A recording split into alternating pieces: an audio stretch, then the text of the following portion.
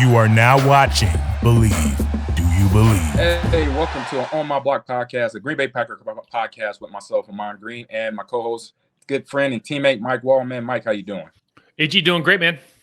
Yeah, I'm trying to hang in there. I'm having internet problems today, but so stick with me here, everybody. We got to make it happen. Yeah, we got to make it happen. It's on my cell phone here, so I'm gonna hand it off to you because you got everything right there in front of you, and we get this thing started. Absolutely, man. Let's start with this Bet Online read. Yep. Our partners at Bet Online continue to be the number one source for all your betting needs and sports info. Find all the latest sports developments, including updated odds on the NBA and NHL playoffs, Major League Baseball fights, and even next season's NFL futures. We got to talk about that UFC fight this weekend, by the way. Bet Online is your continued source for all your sports wagering needs, including live betting and your favorite Vegas casino and poker games. Super easy to get started. Head to the website today or use your mobile device to join and use our promo code BELIEVE. That's BLEAV to receive your 50% off welcome bonus on your first deposit. Bet Online, where the game starts. AG, did you watch? So I haven't bought a UFC fight in a long time, and I didn't buy this one, but Right. I made it a point to go watch because there was a couple big matchups in UFC, but I honestly one of my favorite fighters of all time, Joanna Jędrzejczyk, fought and lost to Zhang Wei, they're both just like incredible female competitors. And Joanna for years and years and years has just brought so much to the game as far as like, clear, very, very, first of all, looks the part, talks an incredible amount of trash, brings violence. Like she just brings violence. And that's UFC. Yeah, she's like epitomizes everything that you want when you want to like pick a fighter that you're going to follow. I've absolutely loved following her during her career. She's had some amazing knockouts, amazing battles in the ring. So congratulations to her on a wonderful. She decided to retire after that fight. She caught a spinning back elbow or back fist and knocked her out like face down cold. It was pretty nuts.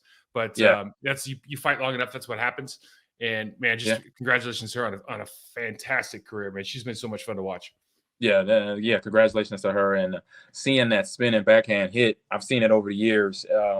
It causes a lot of damage. And if it's land just right, like it was on Saturday, you're gonna have your opponent down on the ground real fast. And the one question I gotta ask is about UFC. It's what's the rule?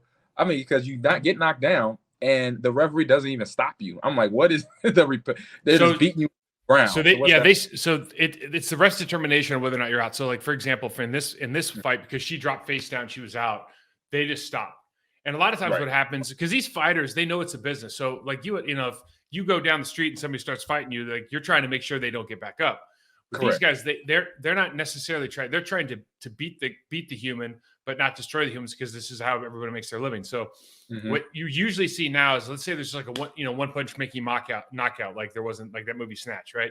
If there's a knockout like that, the guy, or male or female, just walks away, right? Unless the ref doesn't stop it. Now, if the ref doesn't do this, which they usually will, then they got to go over. And what you'll usually see is the guy like give him give him bag of chips. Give him a chance. Look at him like, Riff, you got to call it, and then pop him twice again. Like, you're going to call it, and the ref will stop it at that point. So anytime the guy's defenseless, the man or woman's defenseless on the ground, they'll call. They actually do a really, really good job after it. So I'm generally like pretty happy as a fan of the way they do that. I think the conduct of the referees is, that's probably as hard a thing to ref as any sport in that there is, just because of the constant I guess expectations for what the fans want to see versus like what the long-term damage to that person can be. Yeah, you got to make sure that you're there as a guideline, basically as a ref, to make sure things stay still look good, but nobody gets that longer hurt repair injuries that got to heal longer to get back in the ring. So last week, AG, we had mandatory minicamp, and usually this is kind of the rite of passage before summer. It used to actually be this week, so I was a little bit surprised. A lot of teams are having it this week, but Packers had it last week, and then they'll go back into voluntary work. I'm not sure why Coach Matt LaFleur does that, but we've talked about it before. You get done with this mandatory side, and now basically the players who don't want to be there anymore can now leave until training camp, which is now 6-7 weeks away. And I think the big issue, obviously, everyone loves talking about minicamp, and like fans just love to eat this stuff up. We've talked about the preparation, but as far as from a player standpoint, but one thing that keeps coming up now is Allen Lazard's not there. We got a good look at all these rookies, plus I think Sammy Watkins, he had some flight issues early on, but now we've seen him in a Packers uniform. Obviously, Randall Cobb's back. And so who's going to be lining up with this number one receiver? What that's going to go. And Aaron Rodgers had a great quote this weekend because he's basically got three veterans, and we're going to include Lazard in that. And then he's got these young guys, these three rookies in particular, that have a ton of they have a ton of expectations. But Rodgers says, quote, "We need to temper expectations and heighten the accountability. I think that's the most important thing for these guys. There's guys who've done some things in this league, and there's guys that haven't. So reasonable expectations for those guys, and then high expectations and accountability for the entire room." Love the way he said that. Just basically saying, listen, guys, we're going to sit here and talk and talk and talk and talk and talk. Yeah. But ultimately, the way that room conducts themselves and the people that conduct themselves in the most professional manner are the guys that are going to end up on the field playing for Aaron Rodgers. Aaron Rodgers is basically saying, look, and I don't put up with a lot of nonsense. And so if you come to play, I'm going to like you. And if you don't, you know what the expectations are right now. Yeah, and he should be, and he's definitely able to say that because he's been down the road. He's been to the Super Bowl. He's been at several NFC Championship games, and so for everybody in the room, is their job between now and mid-July 20th, 22nd, 21st, 22nd to physically be ready to go, mentally be ready to go, and do their job with just from now and then. Obviously, for some younger players, stay out of trouble basically because that is a part of it. Make sure they do those three things and a few other things. Work on the details that maybe a coach gave them in this mandatory minicamp and the other OTAs that was going on in previous weeks. Take some of the details and feedback and use that then go into your workout when you're on your own, wherever you are, wherever these players go, to make sure they hit these details to say, okay, coach told me I need to work on this. If it's a route running, if it's blocking technique, if it's running the ball, keeping the ball high and tight, anything like that. So make sure tell everybody, what'd you do for the 6 weeks? What'd you do when you had your time off after this camp? So my 6 weeks, I obviously it was more, I say it was family time, but then I would wake up early. My mornings was basically whatever my workout would be. If it was, it'll be upper body day, then sprint day, then the next day, lower body day, and then a gym pro agility day, and then continue that on pretty much. I would probably taper down maybe 1 or 2 days prior to camp just because it's check-in and it's a lot moving on. We were moving into the dorms at St. Norbert's at that time.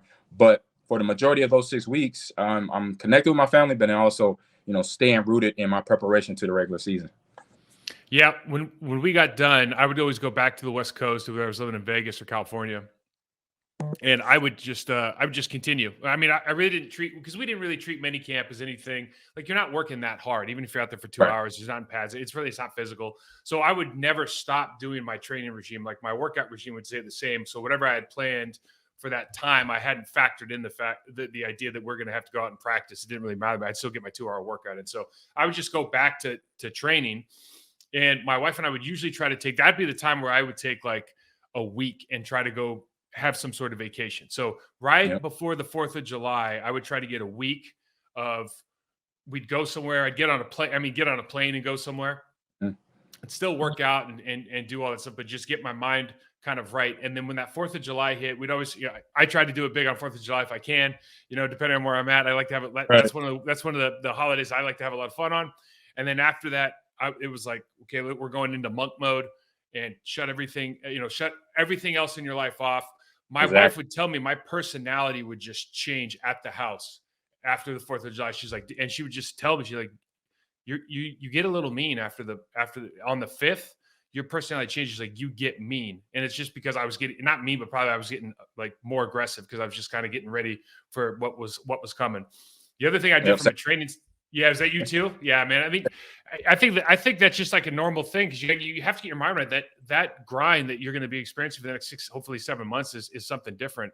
The other thing I did was I started after the 4th of July, my workouts I started doing every single lift, high intensity with a very specific rest interval. So I would start doing singles and doubles, but I would be doing everything with a certain amount of rest period, like a 24-second or 40-second rest, like we did on plays. So everything for me was 6 seconds on. Yeah, 6 seconds on, 40 seconds off, 6 seconds on, 24 seconds off. And then everything would turn into kind of a series. So whether I was doing bench press, squats, etc., a lot of those like compound lifts, or even my explosive movements with the ballistics or the cleans, the Olympic lifts, everything turned into, let's do everything on time now, just get your nervous system ready for that. Yeah, mine was the same thing. I will even throw on a vest sometimes when I'm doing my wind sprints or if I'm doing my change of direction drills. And then when I could find a hill, which it was a few hills in Green Bay, if we're traveling or not, I would run on the hill. That was something that obviously that hits the area of speed endurance out in California. If we're in California, which we were a few times, went to the Manhattan Sand Hill there, where basically if you could sprint that or walk it a few times, you're getting ready for something, And I say earlier in my career, I used to be able to sprint it. Towards the end of my career, I just walked it 3 or 4 times. But that first time was like, oh my God. That thing is nuts, right? Yeah, it's nuts. I thought the first time I ran it, I thought my legs were going to explode. It was so much lactic acid built in my legs. I was like, oh my God. But I knew what I was doing it for, getting ready for training camp. We about to bang, because our training camps were 2-a-days, full pads. We in day 4, we have 8 to 9 practices already under our belt. So, you talk about that for this generation. They have one padded day probably in 5 days. So it's definitely a different mindset and preparation leading up into today's training camps. For those people who don't know what the hills that we're referencing, a lot of athletes run that hill out in Manhattan Beach, California. But if anybody's seen that movie Hustle that just came out with Adam Sandler on Netflix, there's a hill that he runs. It's like I think he wants them to get in under 2 minutes or 1:45 or something like that. And it's just straight up. That's essentially what this is. And it's not quite as long, but it's just sand. So it's like one of the hardest things. It's one of the hardest things you can do for conditioning.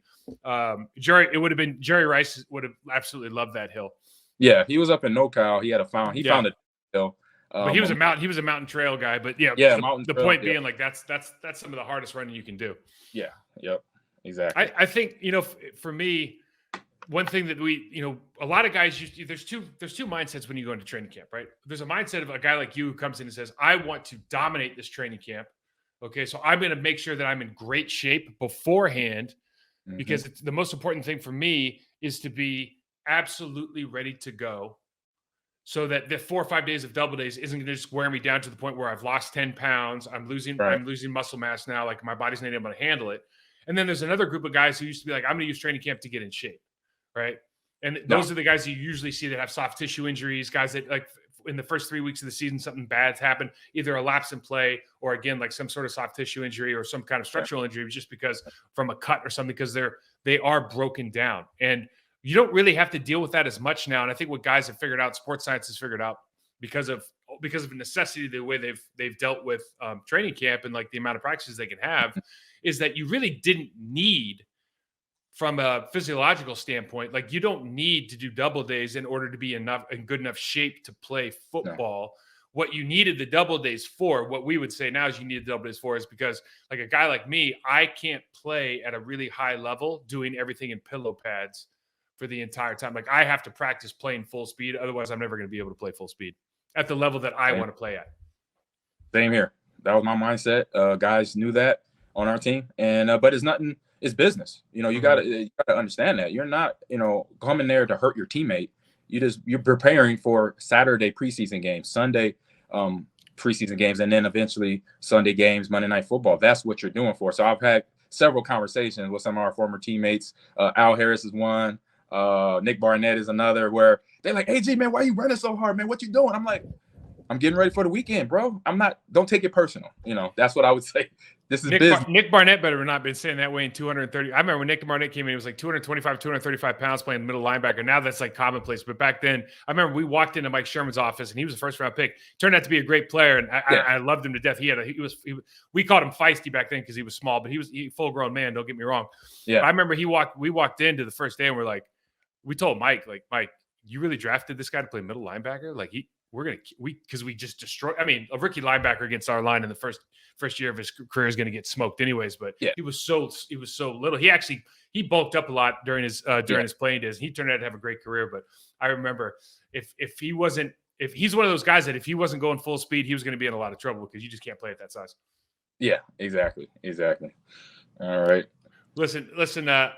The other thing I want to talk about before we move on to trench warfare is, do you think there's anything else? So if we talk about who's going to be the number one receiver, and Lazard's not there, so these other guys are getting the look. Watson has blown everybody away with his athleticism, but he's a raw, he's still kind of a raw individual. Yeah. And we've got these guys that have already proven it, but like we don't know how Sammy Watkins will be. Randall Cobb's not going to be a number one receiver. We can just kind of take him off the. I know he's Aaron Rodgers' best friend, but it's just he's at that point in his career. If he's the number one, that's a problem, right? At least a number 3 for Randall. Yeah. He'll be part of the mix, no doubt about it, just because the repertoire he has or the rapport he has with Aaron.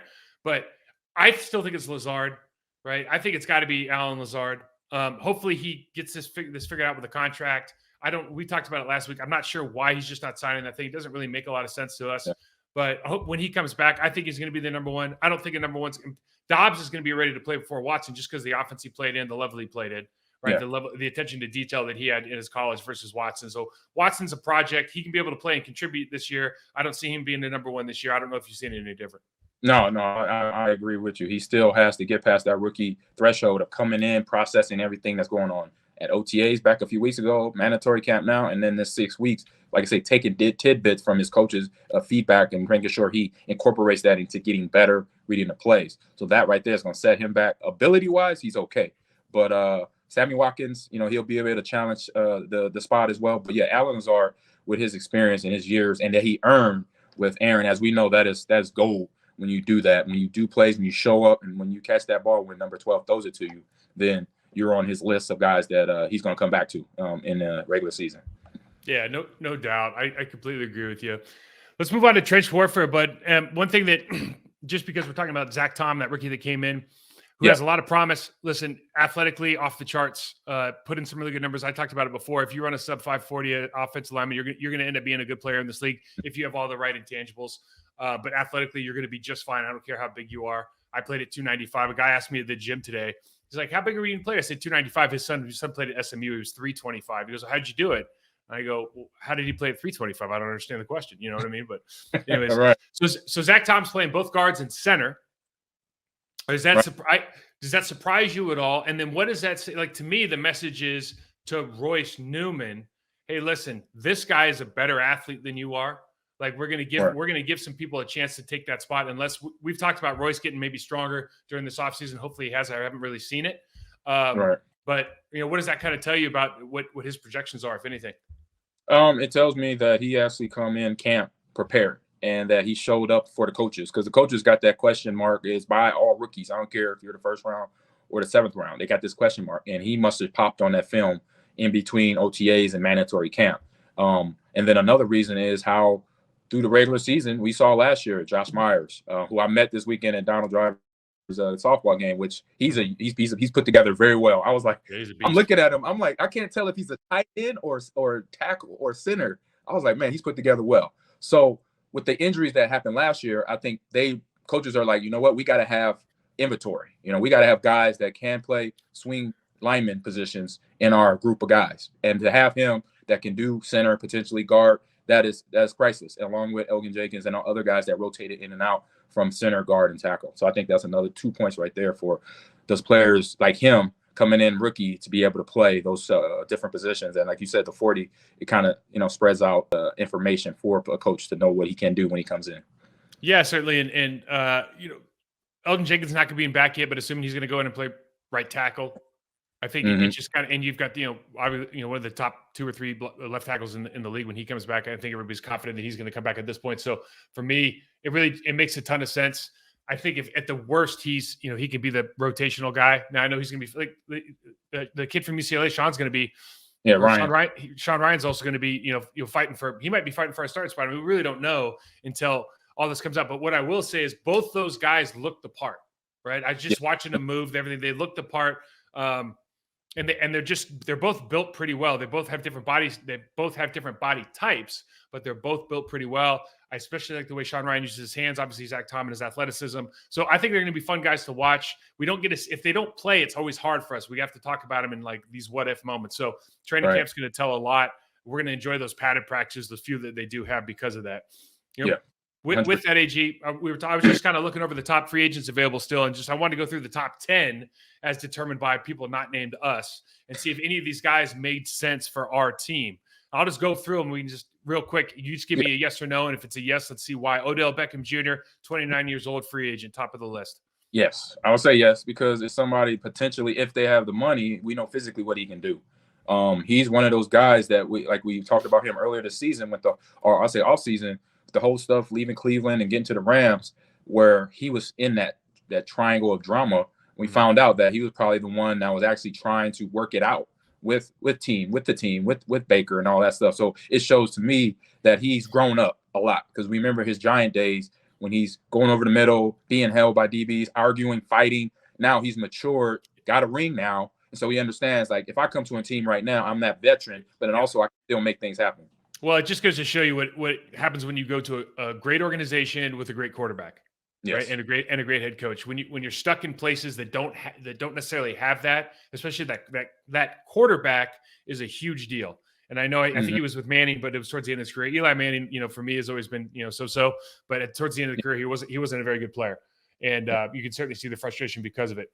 Now, Trey Flowers is a guy that's number 2 on this list, and he was great when he played for New England, but he's always he's more of like Charlie Workhorse more than like just pure talent. Now he's with the Lions most recently. He was released. He's again 29-year-old guy.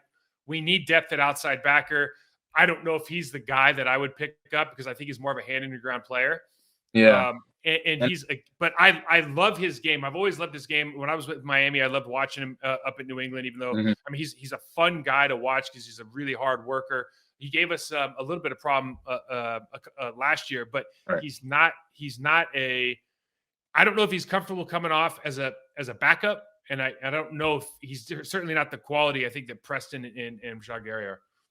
Right. I said the one thing I like about him that he's coming out of New England. He's players that have come out of New England, they have just an extra thing about how they approach everything.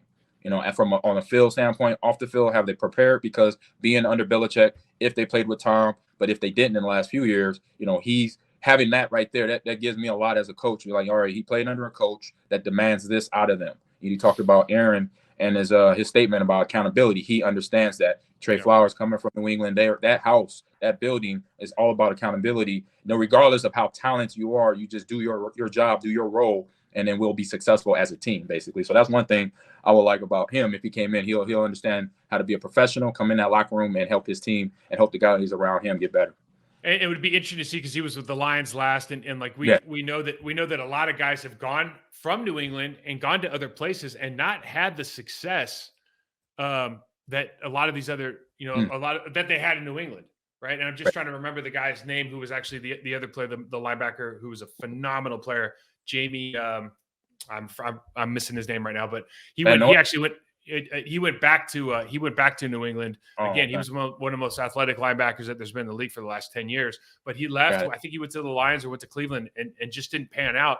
And so you just always curious as of why these guys don't quite find that success, because 29 years old, really in the prime of his career. Right. J.C. Tretter's a center. Listen, he's had a great career. He's the NFLPA president, played for the Cleveland Browns. I'm just going to say, listen, you and I are probably agreeing on this. There's no way, because Josh Myers is in there. We don't really need him. He's not really a backup guy.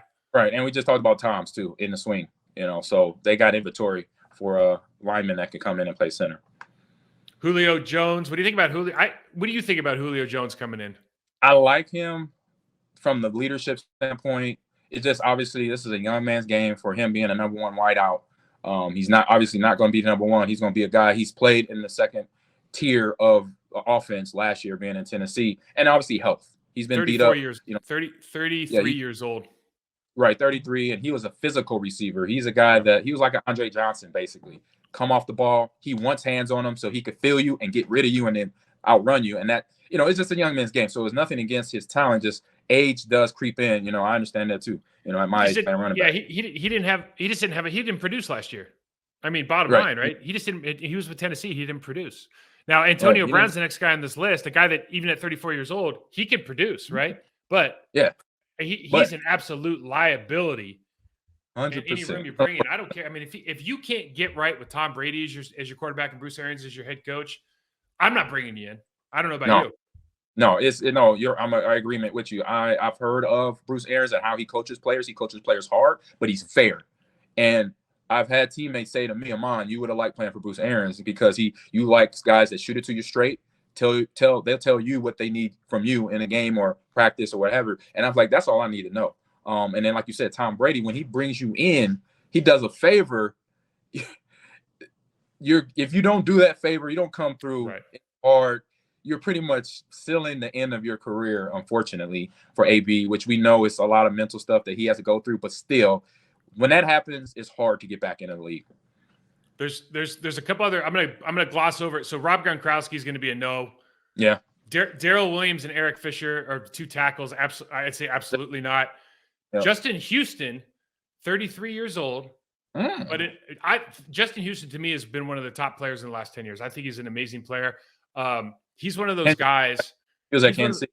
Well, okay, so KC, I think, and a cup of coffee at Baltimore. He might have played at Indy for a year or two. I think he played at Indy, then he went to Baltimore. So he's on a decline. But as a spot player, he's like Melvin Ingram right now. I think Melvin Ingram was better of the two as of right today. But there's kind of the same thing where, like, I think if you bring him in and say, hey, I'm a situational pass rusher now, man, this guy can still do a lot of damage. Yeah, he might be worth a cup of coffee at least to get a physical on. What do you think? Yeah, 100%. Is when you have those type of guys that understand, okay, they're a role player and they understand their role, that is, I say, icing on the cake. Because obviously you got to, as a coach, you're convincing players, free agent players, last minute, and they haven't been on the team the whole entire offseason. But if the right veteran mindset comes in, like he is, like Justin Houston is, then there's one of those guys you happy to have on your roster because he's going to be positive in the locker room and he's going to help guys get better, and also he's going to play at a high level. I don't think you can. You just can't you can't get enough good humans in your locker room if they can still produce. You know what I mean? Just a blanket statement. I know it's obvious, 100%. But you can't get enough good people in your room. The best teams are full of the best teammates, man. So I think he sounds like he's one of them. The last guy on this list, Sheldon Richardson, he's been a couple different places. Lastly, with Minnesota, plays defensive tackle. He was a guy that came in. I think he came in with the Jets. He had all the tangibles. All the tangibles, explosive, big, everything. He had everything going for him. And he's had a good career, not a great career. He could play on this team. I'm telling you, talent-wise, at 31 years old, he could still play on this team. I don't know what the guys with Jaron Reed coming in, Wyatt.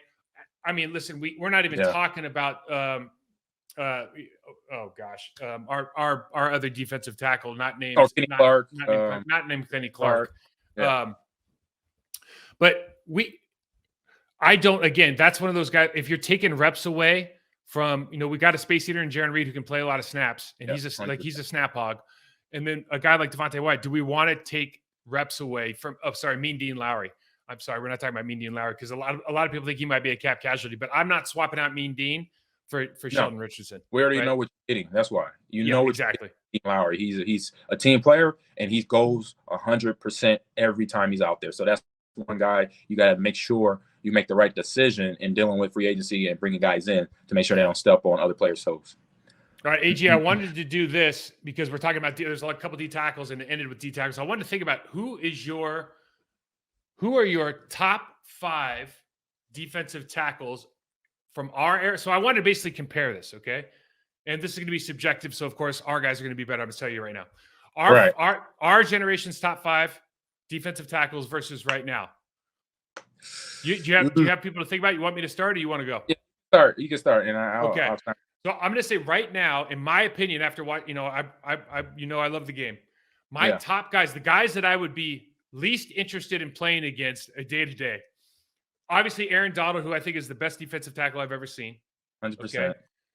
Jonathan Allen for the Commanders is every guy we've had on here, every guy I've talked to his name comes up every single conversation. 100%, yeah. Chris Jones of the Kansas City Chiefs, when he wants to play, and last year they put him out of position defense and they moved back defensive tackle. Their whole defense changed when they moved him. He's that valuable. Fletcher Cox, I knew he's getting a little bit long in the tooth, but he has been an absolute dominant force. He was the only guy that could rival Aaron Donald, I think, for the best D tackle in the league year in and year out for the last 5-6 years. And then my last guy might be a surprise for some people, but not, probably not for you. DeForest Buckner, he plays for the Colts now. He was the San Francisco 49ers. Yeah. He is an absolute stud. He has turned around the way that defense plays. So I think those 5 guys are the best guys in the league right now. You got anybody to add or take away? You like that list? No, nobody to add. I say probably a different order because I like number one is Aaron Donald. Yeah, I didn't put him in any order except for Aaron Donald. I had to say first because he's obviously the best. Yeah, he basically won the Super Bowl defensively for the Rams. And we saw him when he grabs a running back by one arm and keep him from gaining yardage to on a drive where he basically shut it down, said, "Hey, we got the ring on our finger." To me, I'm like, yeah, that guy is a problem. He's always been a problem, and he's my height, and he weighs 300 pounds. Is just amazing. His build, that's impressive. And then what I like about that, like your last pick of the top 5 you have, so same top 5, but the last one, DeForest Buckner, is a space eater. He's a guy, he's going to control the middle, and he knows that. He learned this in that 49er defense, playing with Pat Willis, playing with other linebackers and DBs and other defensive tackles around him. So he understands. He took that leadership that he brought and his ability to the Colts defense to make them a problem, and having Leonard at linebacker and then the DBs as well on that Colts defense to have them right on the cusp. They just eventually got to get a quarterback in that space because they already got a run game and the best line, one of the best lines in the NFL. So they got Jonathan Taylor. Like I said, find a quarterback then. AFC. They brought in Matt Ryan. We'll have to see what happens. I mean, the thing about DeForest Buckner, yeah, go ahead. Matt Ryan came through free agency. So yeah, see what he has left in the tank and see where he can help them out. Yeah, I think, DeForest Buckner, the length on him, I think for a guard or a center is just really difficult too. I mean, he's got, I think 6'6", 6'7" long, wingspan. So it's tough. Now in my day when I was playing against these guys, these are the guys that, it's like you circle these guys on your calendar. Okay. There wasn't a lot of guys that I would circle on my calendar, but these guys, I'm talking about probably in their prime days, right? Not throughout their entire career.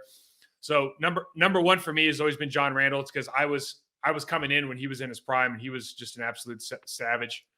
Warren Sapp has the best, most signature chop. Aside from Reggie White's club. Yeah, Warren Sapp's got the most signature chop club rip, maybe in the game ever. Chris Jenkins, the guy I played with in Carolina, when Chris Jenkins was ready to go, Chris Jenkins was absolutely unstoppable in the run game, in the pass game. You had to double team him as a 3 technique. He could beat you with a bull. He could beat you with speed. Absolute savage. Best player, in my opinion, best defensive tackle in the league from probably 2004 to 2006. Kevin Williams, a guy that we played against in Minnesota, absolute stud. You'll notice that there are a lot. I could probably put on a couple guys from Detroit as well here. I mean, the NFC North, and then when we had Tampa in the division. Mm-hmm. I mean, you want to talk about the best D tackles in the league? We're all just camped out there, because the other guy that I would have on here, aside from those 4, is it's really a tie. I didn't know who to pick between Leroy Glover and then Tommy Harris. Tommy Harris's career got cut short. Tommy Harris was an absolute savage. Yes, he was. For like 4 or 5 years in this league, man. His career got cut short. I'm telling you, he was he was one of the few guys that after the game we played in Chicago, it was him and Tank Johnson were rookies. They were moving on from those big fellas. They brought these guys in the same year. First round pick, third round pick. Yeah. And I remember after the game, Marco and Mike and I were like, dude, that Tommy Harris could be a problem. And he was. Like we're like, oh shit, he's gonna be a real problem. And that guy was amazing. Now, AG, what I want to ask you is, right, objectively, now we already know some of these guys have been in the Hall of Fame, blah, blah, blah. If I'm being really honest, Aaron Donald's the best on that list by far. But if I'm going to take the rest of those guys, that 5 on the bottom is pretty damn good. Right. Like our 5, the guys during our generation. Yeah, man. I mean, I don't want to take anything away, because right now anybody can beat me up.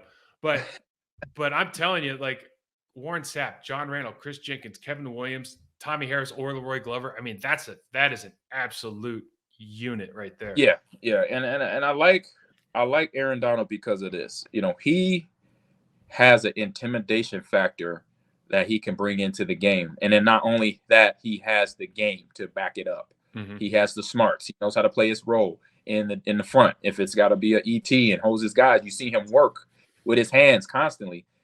So he has the whole package there. And then he has the pure power that you want from an inline, in the middle defensive tackle. You want that. You want guys to be able to one play, just take that center guard back and put it in the quarterback's lap, put them in the quarterback's lap. You want that guy. So for all the guys that we play with, I say one guy that I say historically try to get in Brett's head, and you might have had a conversation with him about it, is Warren Sapp.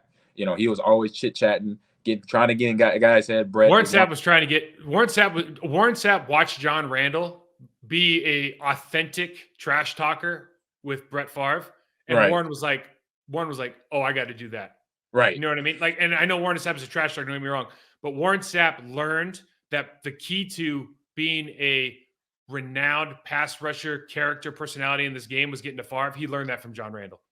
Right. And I can see that, because John Randall just did it that was his game. It wasn't something that he actually, took from anybody. He was that guy, 100 miles per hour.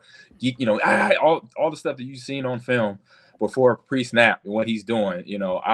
For myself, I was just like, look, I'm gonna try to get what I can when we play against those guys, home or away. When we were, I think it was my 2000 and maybe 01 season that we played against them, and I knew that it was like, okay, when I run between, Mike and Marco, I gotta make sure I explode at the right time, because if they don't, get a clean push upfield, this guy's coming off a block, and I gotta be ready for whatever he comes and brings with, because he wasn't light, obviously a heavy guy, but full of I say mechanic. He was Aaron Donald before Aaron Donald. I mean, same build, not quite as big. I mean, or maybe the same size, but not quite as powerful.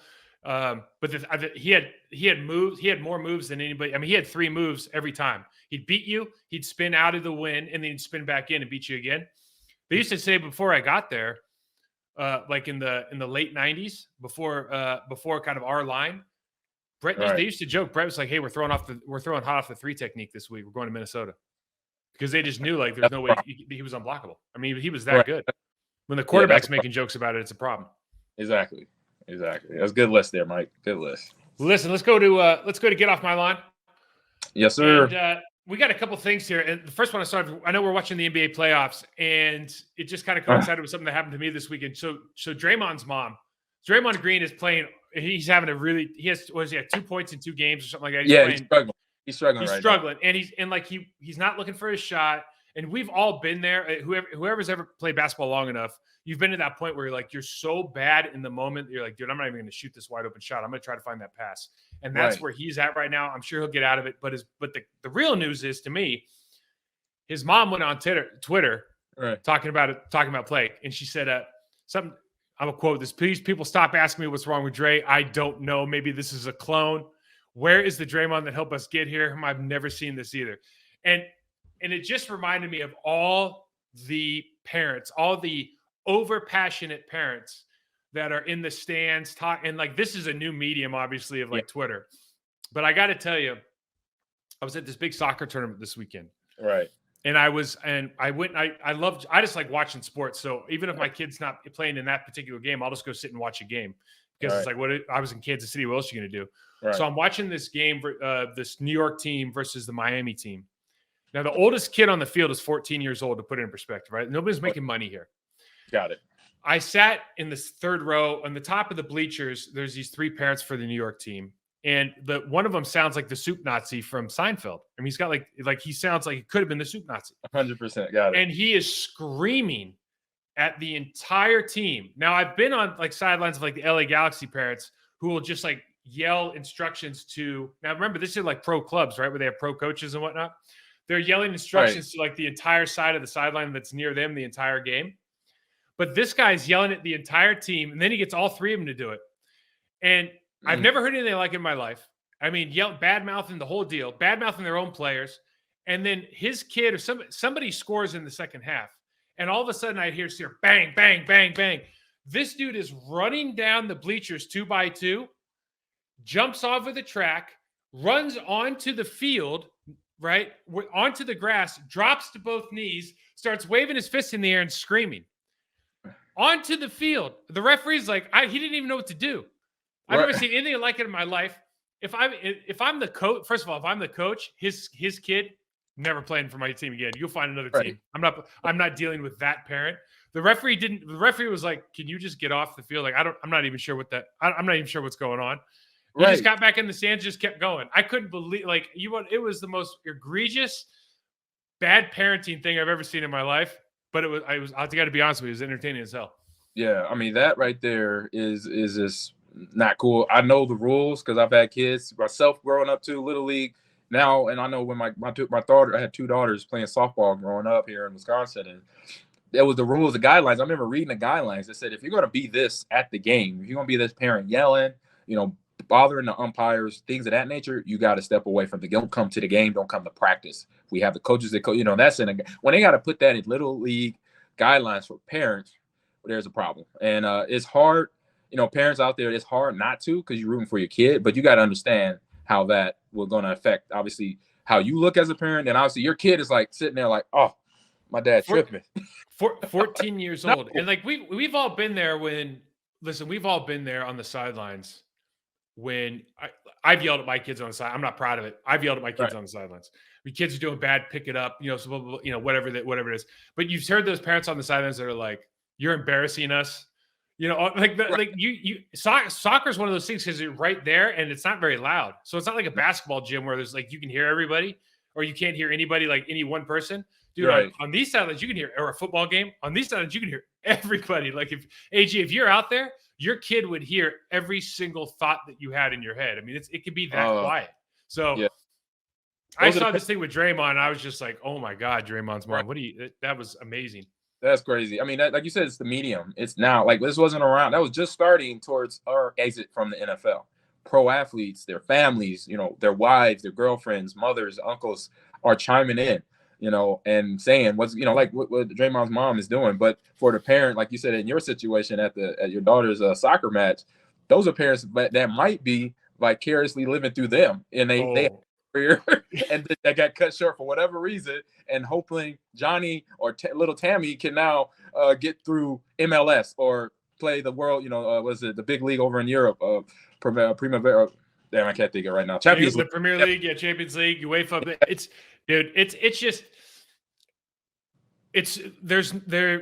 For athletes, there's really, I don't know if I have a more fun experience than watching my kids play anything. Right. Kids are your kids. You just love it, right? You love this part. Like I'm going through it right now. I love this part of my life, but it's really hard because the passion that we pour into things, like especially as ex-athletes, like you don't know how to translate that. And we had success. And so we should be a little bit calmer and more reserved. Now, imagine if you think you got robbed in high school or college, or like, you could have been this, like, dude, it's just a different mindset that is, it's embarrassing. It's terrible, but if you're not involved in it, like, if you're just kind of third party, it's pretty funny. Yeah. I'm not going to mention names here, but somebody I know very close to me was like that.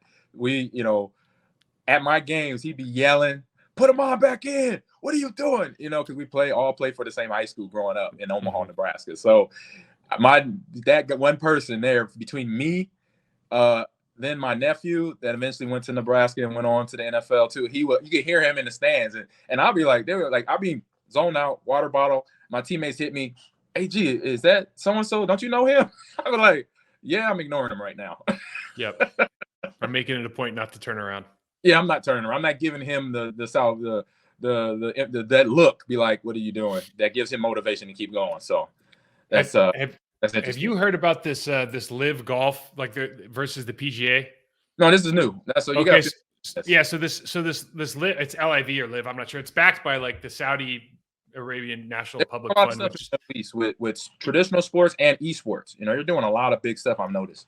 Well, there's a huge pushback from people because of Saudi Arabia's history and etc. But that's not correct. What I was interested in. What I was interested in is, how do you, a lot of really renowned, Phil Mickelson, Sergio Garcia, all these guys are moving over to this tournament. And it's like, why would you leave the PGA Tour? It's the biggest thing in the world. And then I looked at what they're getting paid. I think some of these guys make salary, but listen to this. Okay, so Phil Mickelson made a $200 million deal to go play for these guys. But listen to this. So it's a whole totally different format.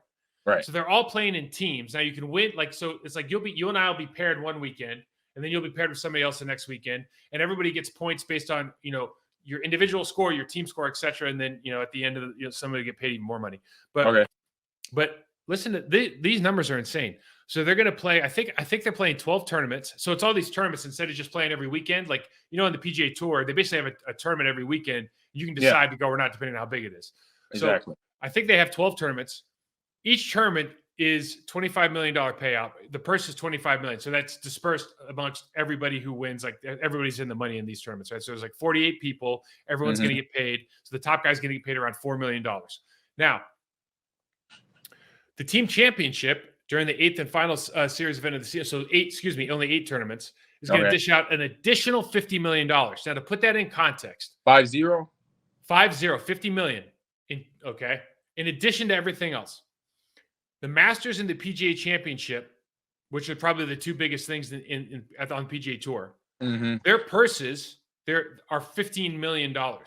So every weekend, these guys have a purse for 48 people that is 25 million versus 15 for the two biggest tournaments.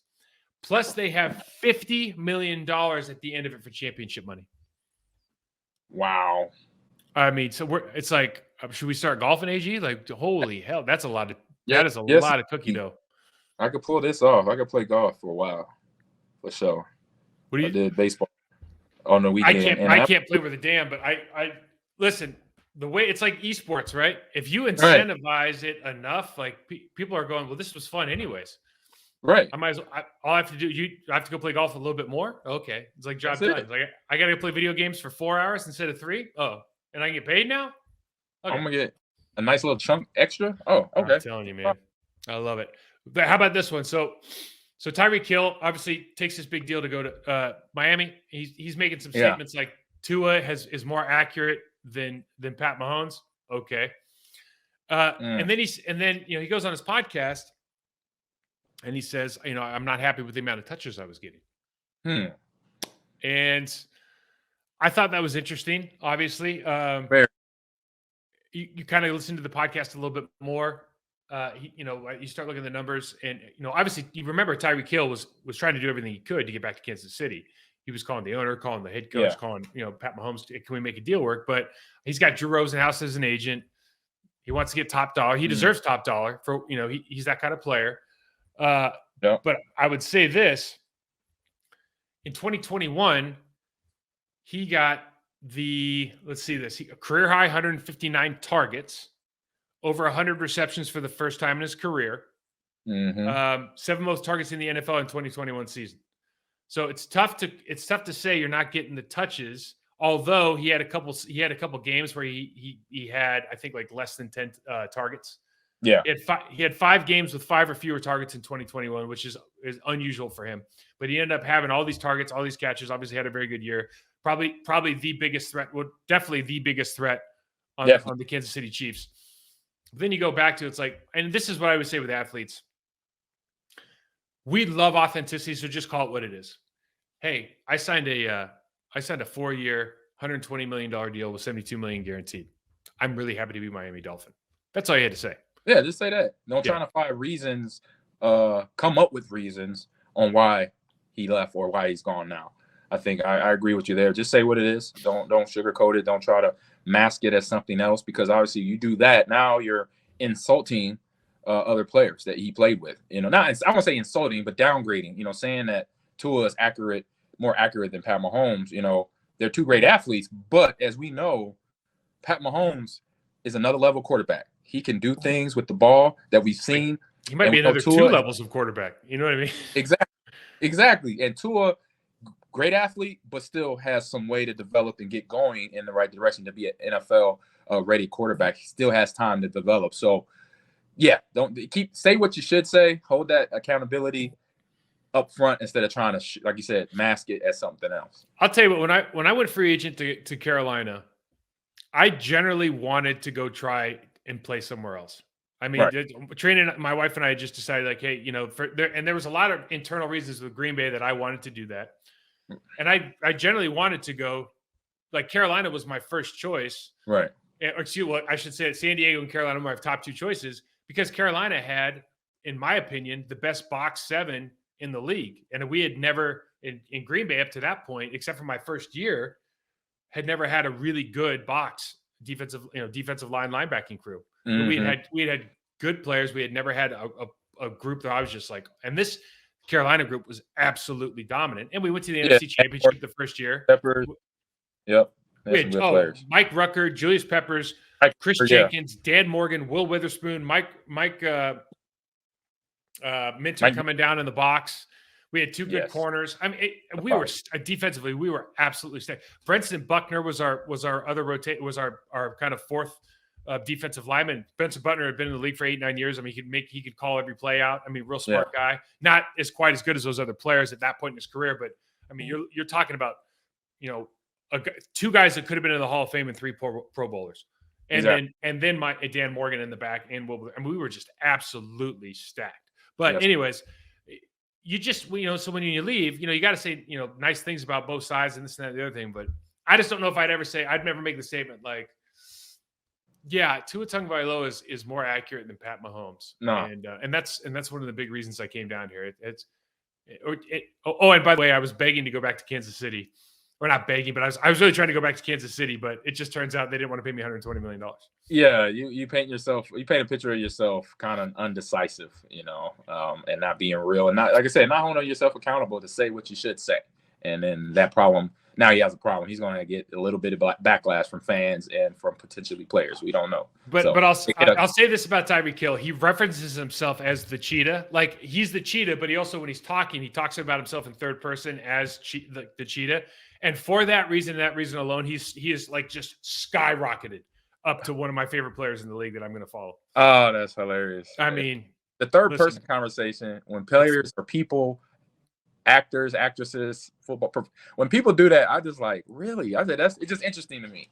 I'm who I am. I'm humble, and I was like, I can't ever. If I do it, I'm joking. I'm 100% joking. Just know that if I ever do that, so to have a player do that, it's like. Interesting. I wish you would have done that with Batman, your Batman character. I wish you would have answered everything. Well, Batman didn't play that way. Oh, like I said, if I did that, like, I was definitely having fun with that reporter. I was gonna be having fun. For sure. But listen, like, not people don't know that. I mean, let me just say this. I would have loved it. I wish you should start doing it now. In fact, from now on, next episode, you only third party Batman.